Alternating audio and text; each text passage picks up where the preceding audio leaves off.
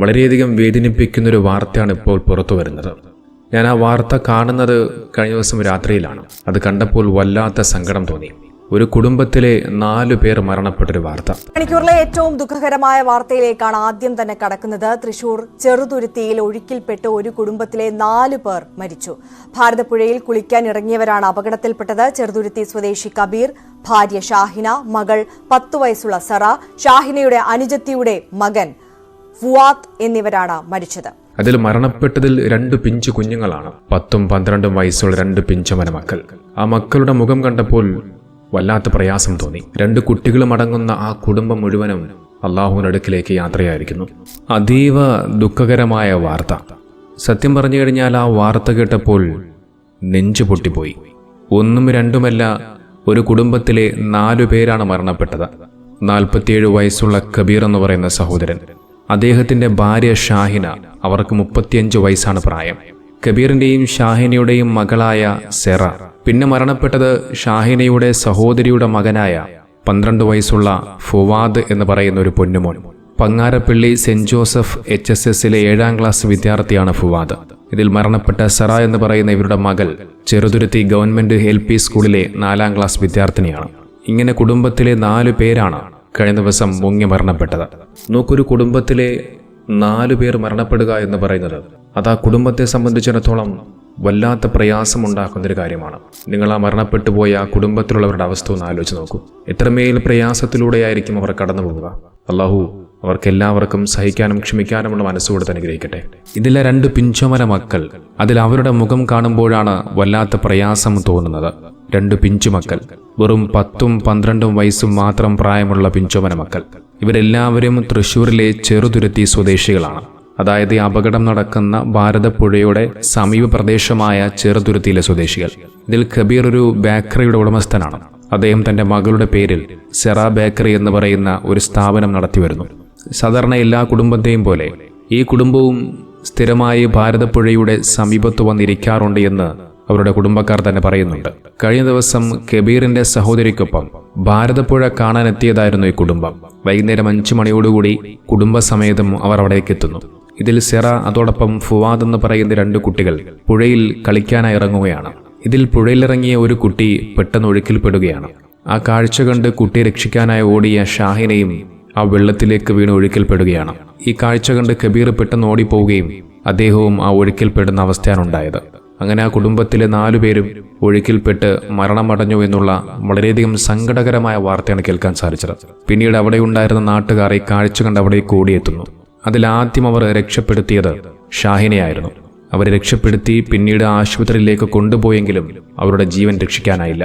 പിന്നീട് അവിടേക്ക് രക്ഷാപ്രവർത്തകരും ഫയർഫോഴ്സും അതോടൊപ്പം മുങ്ങൽ വിദഗ്ധരുമൊക്കെ എത്തുകയും ഏകദേശം 3 മണിക്കൂറോളം നീണ്ട ശക്തമായ തിരച്ചിൽ നടത്തുകയാണ്. അതിനുശേഷമാണ് അവസാനം ആ ശക്തമായ തിരച്ചിലിൽ ആ 2 പിഞ്ചോമന മക്കളുടെ മൃതദേഹങ്ങൾ കണ്ടെത്തുന്നു. അവസാനമായാണ് കബീറിന്റെ മൃതദേഹം കണ്ടെത്തിയത്. രക്ഷാപ്രവർത്തകരും പോലീസും അതോടൊപ്പം ഫയർഫോഴ്സ് ഉദ്യോഗസ്ഥരും നാട്ടുകാരും എല്ലാവരും കൂടി ചേർന്നുകൊണ്ട് വെള്ളത്തിനടിയിൽ നിന്നും അദ്ദേഹത്തിന്റെ മൃതദേഹത്തെ ഉയർത്തിയെടുക്കുന്ന ഒരു കാഴ്ച അതൊരിക്കലും കണ്ടിരിക്കാൻ കഴിയില്ല. അത്രമേൽ പ്രയാസമുളവാക്കുന്ന കാഴ്ച. അത് ഞാൻ കഴിഞ്ഞ ദിവസം സമൂഹ മാധ്യമങ്ങളിലൂടെ കാണാനിടയായി.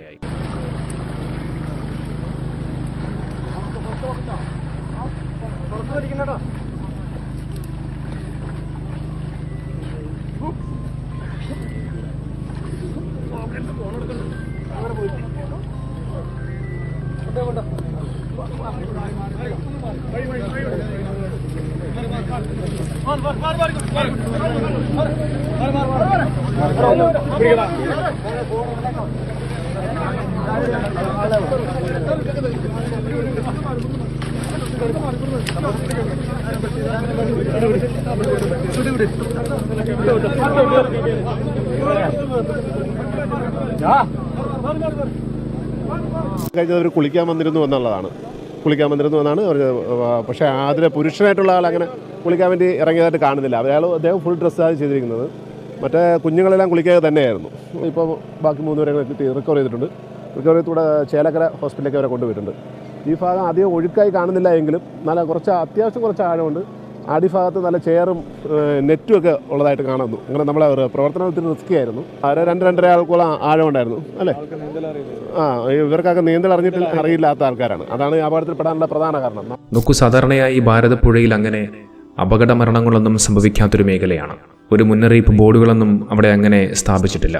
ഒരു ടൂറിസ്റ്റ് മേഖലയാണ്. അവിടേക്ക് ഒരുപാട് ആളുകളൊക്കെ വന്നെത്തിച്ചേരാറുണ്ട്. പക്ഷെ ഇവിടെ സംഭവിച്ചതെന്തെന്നാൽ ആ കുട്ടികൾ ഇറങ്ങിയ ആ ഒരു സ്ഥലം അതൊരു അപകടം പിടിച്ചൊരു മേഖലയായിരുന്നു. അതായത് ആ ഒരു പ്രദേശത്ത് ഒരുപാട് കുഴികളൊക്കെ ഉണ്ടായിരുന്നുവെന്ന് ഇതുമായി ബന്ധപ്പെട്ടുകൊണ്ട് നാട്ടുകാർ പറയുന്നുണ്ട്. നോക്കൂ, കഴിഞ്ഞ കുറേ കാലങ്ങളായി നമ്മൾ കേട്ടുകൊണ്ടിരിക്കുന്ന ഒരു വാർത്തയാണ് ഇത്തരത്തിലുള്ള മുങ്ങിമരണ വാർത്തകളൊക്കെ. ഒരുപാട് കുട്ടികളൊക്കെ ഇത്തരത്തിൽ മുങ്ങിമരണപ്പെടുകയുണ്ടായി. പുഴയിലും മറ്റുമൊക്കെ കുളിക്കാനിറങ്ങുന്ന സമയത്താണ് അവർ മരണപ്പെടുന്നത്. പക്ഷെ അത്തരം വാർത്തകൾ പലപ്പോഴും ആളുകൾ മുഖവിലക്കെടുക്കാതെ, അതിലുള്ള അപകടങ്ങൾ മനസ്സിലാക്കാതെ ഇത്തരത്തിൽ പുഴയിലും മറ്റുമൊക്കെ ഇറങ്ങുന്നു എന്നുള്ളതാണ് ഏറ്റവും വലിയ സങ്കടകരമായ ഒരു കാര്യം. ദയവ് ചെയ്ത് ഇനിയെങ്കിലും നിങ്ങൾ ശ്രദ്ധിക്കാൻ നോക്കുക. അപകടം നിറഞ്ഞ മേഖലകളിലായാലും ശരി, അല്ലാത്തതായാലും ശരി, ദയവ് ചെയ്ത് പ്രത്യേകിച്ച് നിങ്ങളുടെ കുട്ടികളെയും കൊണ്ട് ഇത്തരത്തിൽ കുളിക്കാനിറങ്ങരുത്. ഒരു നേരത്തെ സന്തോഷത്തിനായി നമ്മൾ ചിലവഴിക്കുന്ന ആ സമയങ്ങളിൽ നമുക്ക് നഷ്ടപ്പെട്ടു പോകുന്നത് നമുക്ക് വേണ്ടപ്പെട്ടവരായിരിക്കാം, നമ്മുടെ പ്രിയപ്പെട്ടവരായിരിക്കാം, നമ്മൾ ഇത്രയും വർഷക്കാലം പോറ്റി വളർത്തിയ നമ്മുടെ മക്കളായിരിക്കാം. അതുകൊണ്ട് നിങ്ങളെല്ലാവരും ദയവ് ചെയ്ത് ഇക്കാര്യം ശ്രദ്ധിക്കുക. പലപ്പോഴും നമ്മൾ ഈ പുഴകളിലും മറ്റുമൊക്കെ പോകുന്ന സമയങ്ങളിൽ കണ്ടു കഴിഞ്ഞാൽ അത് വളരെയധികം ആഴം കുറഞ്ഞ നടന്നു പോകാൻ പറ്റുന്ന തരത്തിലൊക്കെയാണ് നമുക്ക് ചിന്തിച്ചു പോകാറുണ്ട്. പക്ഷെ അതിനകത്ത് ഒളിഞ്ഞിരിക്കുന്ന അപകടകരമായ ഒരവസ്ഥ, അതിനകത്തുള്ള കുഴികളും അതോടൊപ്പം ചുഴികളും മറ്റുമൊക്കെ നമ്മുടെ കണ്ണിൽ പെടുകയില്ല. അതിനുള്ളിൽ ഒളിഞ്ഞിരിക്കുന്ന ആ ഒരു അപകടം നമ്മൾ മനസ്സിലാക്കാതെ പോവുകയാണ്. പലപ്പോഴും അങ്ങനെയാണ് ഇത്തരത്തിലുള്ള മരണങ്ങളൊക്കെ സംഭവിക്കാറുള്ളത്. നന്നായി നീന്താൻ അറിയുന്ന ആളുകൾക്ക് പോലും പലപ്പോഴും ഇത്തരം മേഖലകളിൽ അവർക്ക് രക്ഷപ്പെടുക എന്നുള്ളത് പ്രയാസമായ കാര്യമാണ്. അപ്പോൾ നിങ്ങൾ നീന്താൻ അറിയാത്ത ആളുകളെ കുറിച്ചൊന്ന് ചിന്തിച്ചു നോക്കൂ. ഇവിടെ മരണപ്പെട്ട 4 പേർക്കും നീന്താൻ അറിയില്ല എന്നുള്ളതാണ്. നോക്കിയൊരു അപകടം നടന്ന സമയത്ത് അവിടെ രക്ഷാപ്രവർത്തനത്തിനായി എത്തിയ ഒരു സഹോദരൻ, അദ്ദേഹം പറയുന്ന കാര്യങ്ങൾ നിങ്ങളൊന്ന് കേട്ടു നോക്കൂ. വളരെയധികം ശ്രദ്ധയോടുകൂടി നാം മനസ്സിലാക്കേണ്ട ഒരു കാര്യമാണത്. കിട്ടിയ ആൾക്ക് CPR കൊടുത്തെങ്കിലും രക്ഷിക്കാൻ പറ്റിയില്ല. അത് CPR കൊടുത്തു. ആദ്യം കിട്ടിയ ആൾക്ക് CPR കൊടുത്തു. ആളെ രക്ഷപ്പെടുത്താൻ പറ്റില്ല. ഏകദേശം 2 മണിക്കൂറൊക്കെ കഴിഞ്ഞപ്പോഴത്തേക്കും തന്നെ മിന്നി ജീവനോടെ ഒരു 5 മിനിറ്റിൻ്റെ ഉള്ളിൽ കിട്ടണം. എന്നാലേ നമുക്ക് എന്തെങ്കിലും മറ്റു ലെൻസിൽ വെള്ളം കയറിയാൽ പിന്നെ മാക്സിമം നോക്കി കഴിക്കാൻ. വലിയ സങ്കടമുണ്ട്. കുട്ടികളോടൊക്കെ പറയാൻ കഴിഞ്ഞാൽ നോർമലായിട്ട് ഓരോ പുഴയിലും വെള്ളം നോർമലായി തോന്നും, പക്ഷേ അടിയൊഴുക്കുകളുണ്ടാവും. ഇറങ്ങരുതെന്നാണ് എൻ്റെ അഭിപ്രായം. വെള്ളം നോർമലായി നിൽക്കുമ്പോഴും പുഴയിലേക്ക് ഇറങ്ങരുതെന്നാണ് എൻ്റെ ഒരു അഭിപ്രായം. മരണം വന്നെത്തിച്ചേർന്നാൽ നമ്മളെല്ലാവരും പോകേണ്ടവർ തന്നെയാണ്. സ്ഥലകാല ബോധമില്ലാതെ നമ്മളിലേക്ക് കടന്നു വരുന്ന ഒന്നാണ് മരണം. മരണത്തിന് അങ്ങനെ പ്രത്യേകിച്ച് കാരണങ്ങളൊന്നും തന്നെയില്ല. എപ്പോൾ എവിടെ വെച്ച് എങ്ങനെ വേണമെങ്കിലും മരണം നമ്മളിലേക്ക് വന്നെത്തിച്ചേരാം. നോക്കൂ, ഷഹീദിന്റെ പദവിയിൽ, അതായത് രക്തസാക്ഷിത്വം ലഭിക്കുന്നവരുടെ കൂട്ടത്തിലുള്ള ഒരു മരണമാണ് മുങ്ങിമരണം എന്ന് പറയുന്നത്. നോക്കി, മുങ്ങി മരണപ്പെടുന്നവർക്ക് ഇസ്ലാമിൽ അവർക്ക് നൽകുന്ന സ്ഥാനം എന്ന് പറയുന്നത് ഷഹീദിന്റെ പദവിയാണ്. അതായത് രക്തസാക്ഷിത്വം വരിച്ചവരുടെ കൂട്ടത്തിലാണ് അവർ പെടുക. നോക്കൂ, അബൂ ഹുറൈറ റളിയല്ലാഹു അൻഹു നിവേദനം ചെയ്യുന്ന ഒരു ഹദീസിൽ കാണാം, നബി സല്ലല്ലാഹു അലൈഹി വസല്ലം തങ്ങൾ പറയുന്നു, രക്തസാക്ഷികൾ 5 വിഭാഗമാണ്. പ്ലേഗ് പോലുള്ള സാംക്രമിക രോഗം ബാധിച്ച് മരണപ്പെട്ടവർ, ഉദരസംബന്ധിയായ രോഗം കാരണം മരണപ്പെട്ടവർ, മുങ്ങി മരണപ്പെട്ടവർ, കെട്ടിടം തകർന്ന് മരണപ്പെട്ടവരും അള്ളാഹുവിന്റെ മാർഗത്തിൽ യുദ്ധം ചെയ്ത് രക്തസാക്ഷിത്വം വഹിച്ചവരുമാണവർ. നബി സല്ലല്ലാഹു അലൈഹി വസല്ലം തങ്ങൾ അള്ളാഹുവിന്റെ മാർഗത്തിൽ യുദ്ധം ചെയ്ത് മരിച്ചവരോടൊത്ത് ശേഷിക്കുന്ന 4 വിഭാഗക്കാരെയും ചേർത്തു പറഞ്ഞത് ഷഹാദത്തിനോട് തത്തുല്യമായ പ്രതിഫലം ഇങ്ങനെയുള്ള മരണങ്ങൾക്കും ലഭിക്കുമെന്ന് വ്യക്തമാക്കാനാണ്. ഇത്തരത്തിൽ മുങ്ങി മരണപ്പെടുമ്പോൾ അതിശക്തമായ വേദന സഹിച്ചു മരണപ്പെടുന്നത് കൊണ്ടാണ് ഷഹാദത്തിനോട് തുല്യമായ സ്ഥാനം അയാൾക്ക് ലഭിച്ചത് എന്ന് പണ്ഡിതന്മാരെ ഉദ്ധരിച്ചുകൊണ്ട് ഇമാം നവവി റളിയല്ലാഹു അൻഹു പറയുന്നതായി കാണാം. മരണപ്പെട്ടുപോയ 4 പേർക്കും അല്ലാഹു സുബ്ഹാനഹു വ തആല സ്വർഗം പ്രദാനം ചെയ്യുമാറാകട്ടെ. ആ കുടുംബാംഗങ്ങൾക്ക് അല്ലാഹു സുബ്ഹാനഹു വ തആല സഹനവും ക്ഷമയും സമാധാനവും നൽകി അനുഗ്രഹിക്കുമാറാകട്ടെ.